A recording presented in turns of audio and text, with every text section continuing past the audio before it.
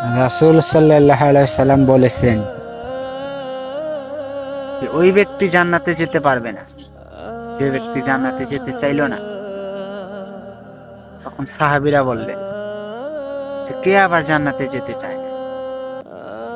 তখন রাসূল সাল্লাল্লাহু আলাইহি সাল্লাম বললেন যে যে ব্যক্তি আমাকে অনুসরণ করলো ওই ব্যক্তি জান্নাতে যেতে চাইলো, যে আমাকে অনুসরণ করলো না, আমাকে মানলো না, সে আসলে জান্নাতে যেতেই চাইলো না। আল্লাহ মুহাম্মদ সাল্লাল্লাহু আলাইহি সাল্লামকে অনুসরণ করা ছাড়া আমাদের